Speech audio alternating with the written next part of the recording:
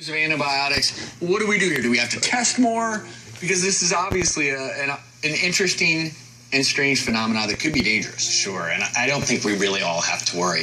I think it really is an interesting case report. It's something that emergency physicians and especially all allergists should be made aware of. But the true incidence of severe anaphylactic reactions to pesticides or antibiotics used in foods is really rare, and it's not something for mass It's good to know because nowadays they're using antibiotics in most meats, sure. You know, to make the poultry healthier. And so, I mean, unless we're actually really spending time looking for antibiotic-free things and pesticide-free things, then are we going to just start seeing more and more allergies popping up that we didn't even know existed in people? Well, I think the goal is to obviously to try when possible to avoid those foods that have pesticides, and especially I think blueberries. The U.S. and other governments are trying to have less amounts in the foods that we eat. But to actually mass screen the entire population for potential antibiotic allergies would be a huge undertaking, very expensive, and something actually not really feasible right now. Because you still wouldn't know. I mean, you're not going to give up eating blueberries. Right. But Drew raises an interesting point. If we thoroughly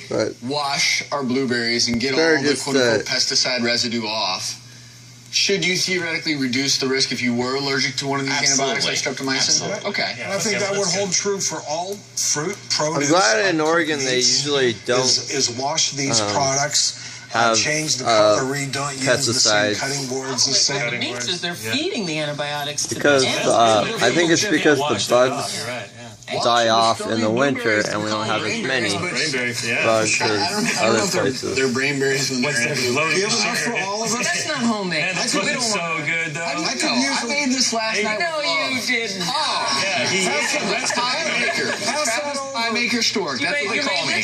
Travis, Can we eat it? I could Can we use a eat it little anyway? streptomycin You anyway. want some? Here. And Dr. Beth, before we let you go, there's not even a test for streptomycin anyway. Yeah, that's correct. There's no commercially available test. I know this study was done in Canada, and they were able to do specialized testing to determine that there was streptomycin That's where in this they get and the the patient's streptomycin allergy. But it's not something we have available here in the U.S. Okay. Dr. Beth, thank you for joining us. My pleasure. How is it?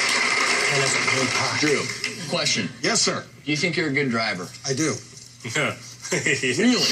Because when you go into the night, you want your surgeon to be driving that procedure, right? But would you want that same surgeon behind the wheel of an automobile?